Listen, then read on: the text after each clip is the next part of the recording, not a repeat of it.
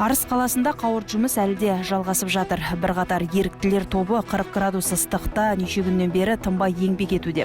Олардың дені жергілікті тұрғындар. Мадияр Есіргеп қоймадан азық-түлік таратыла бастаған күннен бері фурамен келген жүктерді түсіріп, газель автокөлігіне тиеуге жәрдемдесіп жатыр. Тіпті тамақ ішуге де мұрша жоқ дейді ерікті. Еріктілер қатарына жатам. Осы жерде 3 күннен бері жұмыс істеп жатырмыз. Күніне 4 фура, 5 фурадан түсіріп жатыр. Күн демей халық үшін, ел үшін Алла тағаланың бір сынағы ғой. Сол сынақтан аман-есен өтіп, осы халқымыз аман болсын деп осы Арыс қаласының жастары, белсенділері осы жерде жұмыс істеп жатыр. Бақытбек Нұрмахан ауған соғысының ардагері. Біраз жасты еңсеріп қалса да өз қатарластарымен бірге салмағы едәуір дорбаларды тасып әлек. Арыс қаласындағы 8 секторға жауапты қоймадағы заттарды көлікке тиелу үшін өзінің жанына 10 жігіттен құралған жастарды жинап алған. Ол жергілікті тұрғын. Сондықтан ауылдастарына азық-түліктің дұрыс жетуінде қадағалайды. Біз бақылаушымыз. Дұрыс жеткізіп жатыр ма? Басқаша ма? Әркім әртүрлі ақсақ айтып жатыр ғой. Дұрыс жеткізіп қадағалаймыз. Қалай дұрыс жеткізіп жатыр ма? Дұрыс жеткізіп жатыр. 12 жасар Рахатта шамасы келгенше жұмыс істеп жатыр. Қаптармен келген күріш, қант, жүгерлерді бөліп сұрыптауға көмектесуде. 2 күн бойы ағасы екеуі бір тынбады. Ата-анасының емес, өз қалауымен келген екен. Балақайдың елім деген жүрегінен айналасың.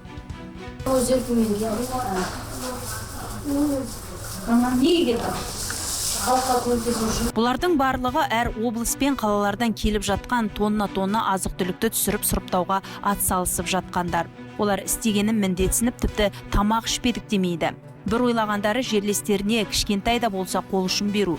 Дәл көз алдымызда Шымкенттен тағы бір жүк көлігі келді.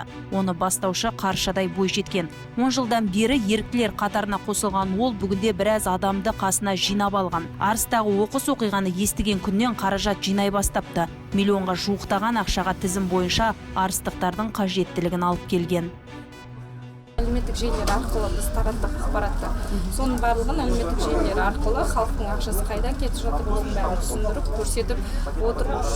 Бүгін өзіміздің көлігімізбен, осы КамАЗбен бірге келдік. Осында болған жастар орталығының өкілінен тізім сұрап алдық. Тізім бойынша бізге мысалы дәрі-дәрмек деген 100 мыңнан аса қаражатқа дәрі-дәрмек алып келдік, қазір мектепке тастадық. Одан бөлек 3 мың нан деген, нан жетіспей жатыр деп нан алып келдік. Су алып келдік, ең жеткілікті және жеткіліксіз деген. Және балаларға коляска сұратты, бізге үлкен кісілерге балдар сұратты, соның барлығын тізім бойынша алып келдік. Жұмыс қызып жатыр. Тіпті жігіттердің бізге сұхбат берер уақыты да жоқ. Дала шыжып тұр. Маңдайдан аққан терді сүртуге де шама жоқ. Жолдарын бөгесең ренжейді. Ондағысы жерлестеріне уақытылы тамақ апарып үлгермей қаламыз деген үрей. Сырттан қарап отырып шынайы сүйсінесің.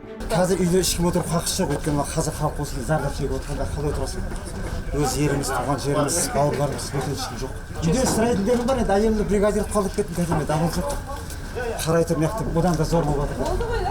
Халық арасын неше күннен бері азық-түлікке қатысты қаңқу сөз жайлап жүр. Дегенмен мына топтың жұмысын көріп, бұның жалған екеніне көзіміз жетті. Қоймадан шыққан әр көлік міндетті түрде тексеріліп жатыр. Мейлі сен басшы болсаң да еріктілер алдында бір дорбаны өзіңмен алып шыға алмайсың. Қоймадан кеткен әр зат дәптерге тіркеліп отырады. Бізге жаңағы в основном жаңағындай солтүстік нелерден келіп жатыр, жаңағы солтүстіктен, Павлодардан, Астанадан келіп жатыр, кеше түнде мысалы түнделетіп те келіп жатыр, олар кешікке.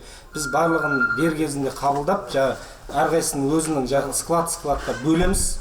Мысалы майда шүйде нелер болатын болса, бір складқа, ондар болатын болса, тағы бір бөлек складқа жинақтаймыз барлығын. Сөйтіп, осы жерде есептейміз, ал ендігісі бізде әрқайсының сектор бар бізде, Арыс қаласы бойынша. Тарқату жөнінде бізде секторларға бөлінген 17 сектор бар, ал біз соның ішінде 9-дан 17-сін атқарамыз. Солар жаңағындағы өзінің төрағалары келеді бірге, газельмен келеді, газель автокөлігімен. Соларға біз жинақтап салып береміз, үлкен көлемде салып береміз. Ал олар арғарай тарқату жұмыстарын жүргізеді. Міне, осылайша аманат етілген заттар Арыс қаласының тұрғындарына күнара таратылып жатыр. Қалаға азық-түлік пен киім-кешек тіркелген фуралар әлі де ағылып келуде. Аллаға мыңда бір шүкір, мынау балдарын жіберген заттарын бәрін түгелдей алып отырмын. Алланың нұры жаусын сіздерге. Көпті жиса көл болады деп, Құда қаласа, мына Арыс қаласы орнына келсе екен дейміз, мынау кешегі күн қайтып қайталанбаса екен дейміз.